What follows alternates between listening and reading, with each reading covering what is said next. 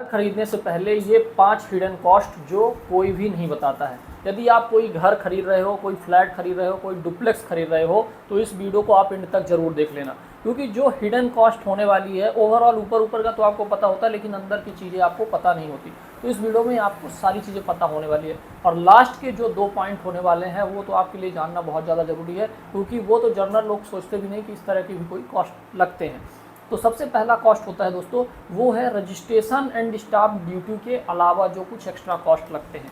अब आप रजिस्ट्रेशन और स्टाम्प ड्यूटी बस सोचते हो कि आप जब खरीदने जाओगे तो रजिस्ट्रेशन और स्टाम्प ड्यूटी बस का आपको चार्ज लगता है, लेकिन कई कॉलोनियों में कई कॉलोनाइजर्स बिल्डर्स के अलग अलग चार्जेस रहते हैं। उसमें जैसे हो गया इनॉग्रेशन चार्ज हो गया, उसके अलावा जैसे आपका दोस्तों उसमें मेंटेनेंस डिपॉजिट हो गया, सोसाइटी मेंबरशिप फीस हो गया।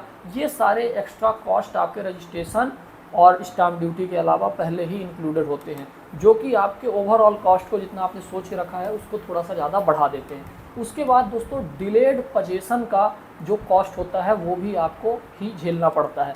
आपने कोई घर सोचा कि हम 2025 दिसंबर में ये हमें घर मिल जाएगा, लेकिन उसका पजेशन आपको नहीं मिल पा रहा क्योंकि घर कंप्लीट ही नहीं है, तो उसमें जो आपका रेंट लॉस होने वाला है। क्योंकि यदि आपने इन्वेस्ट कर रखा है तो आपने सोचा कि भाई हम यहाँ पे फ्लैट पजेशन मिलने के बाद हम किसी को रेंट दे देंगे, हमें 20,000 25,000 रेंट आएगा।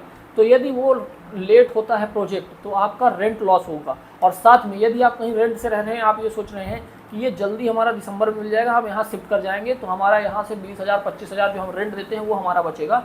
तो वो रेंट का आपका जो कॉस्ट है वो आपका इंक्रीज होने वाला, और वो यदि आप वहाँ रेंट से देने वाले हैं तो वो आपका प्रोजेक्ट डील होने के बाद मिलने वाला नहीं है, और कहीं से आप रेंट से रह रहे हैं तो वहाँ भी आपका कॉस्ट लगने वाला है। साथ में जो इंटरेस्ट रेट्स होते हैं वो भी बढ़ जाते हैं बाकी फीसेस के।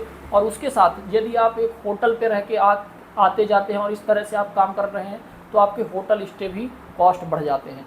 तो ये भी एक कॉस्ट है जो लोग जानते नहीं हैं और इग्नोर करते हैं। उसके बाद दोस्तों इंटरनल फिनिशिंग अपग्रेड्स के जो कॉस्ट होते हैं वो भी बहुत ज़्यादा बढ़ जाते हैं, जो लोग आइडिया भी नहीं करते। यदि मान लो आपने कोई एक डुप्लेक्स खरीदना या फ्लैट खरीदने का आपने सोचा घर का, तो उसमें बेसिक फिनिशिंग होती है, लेकिन आप कह रहे हो कि थोड़ा सा अच्छी लेवल की यदि फिनिशिंग की आपने बात कर दी तो अच्छी लेवल की मैट फिनिशिंग हो गई, अच्छी क्वालिटी की टाइल्स लग गई, अच्छी क्वालिटी की वायरिंग वगैरह ये सब, अच्छी लाइटिंग फॉल सीलिंग हो गई, तो इससे आपके कॉस्ट बहुत ज़्यादा बढ़ जाते हैं। आप सोचते भी नहीं हो कि हमारा ओवरऑल जो हमने सोचा था कि हमें इतने में एक फ्लैट या डुप्लेक्स पड़ जाएगा, वो जाके सीधे सीधे 5 से 10 लाख महंगा कैसे हो गया। तो ये सब चार्जेस उसमें बढ़ जाते हैं। अब जो चौथा पॉइंट है जो हमने आपको बताया, आपको वो जानना जरूरी है, वो है दोस्तों मेंटेनेंस एंड कम्युनिटी चार्जेस। ये चार्जेस कई बार इतने ज़्यादा होते हैं कि आप सोच भी नहीं सकते हो, क्योंकि ये कई बार मंथली आपको पे करने पड़ते हैं। तो एक हेक्टिक प्रोसेस रहती है कि यार इतना पैसा तो हमें देना ही देना है। तो उसमें दोस्तों सोसाइटी के एनुअल मेंटेनेंस फीस रहेगी, गार्ड की फीस हो जाती है, सीसीटीवी सर्विलेंस की फीस हो जाती है, जो वहाँ का ओवरऑल मेंटेनेंस होने वाला है गार्डन की उसकी फीस हो जाती है।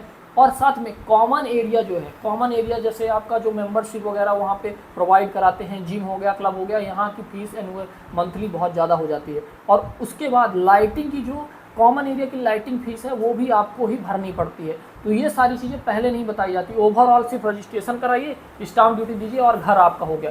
तो वो चीज़ें इसके बाद की जो फीसेस है ये आपको नहीं बताई जाती। तो चौथे पॉइंट में हमने आपको ये बताया। पाँचवें पॉइंट है वो है दोस्तों legal transfer maintenance cost.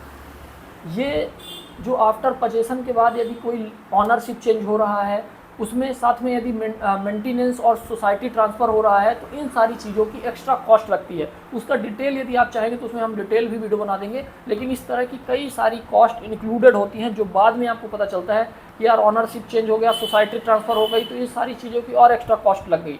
NOC आपको कभी ज़रूरत पड़ रही तो उसकी अलग कॉस्ट लग रही है। तो ये सारे हिडन कॉस्ट होते हैं जो आपको कोई नहीं बताता। आई होप हमने एक ओवरऑल लगभग आपको बता दिया कि क्या क्या कॉस्ट आपको लग सकते हैं। और यदि वीडियो ये पसंद आया हो तो इसको लाइक करें। यदि आप इसमें कोई भी डाउट है, आप और कुछ जानना चाहते हैं डिटेल में, तो आप कमेंट करें, तो हम उस पर और एक वीडियो बनाएंगे। और चैनल पहली बार आए तो चैनल को सब्सक्राइब कर लीजिए। Thank you.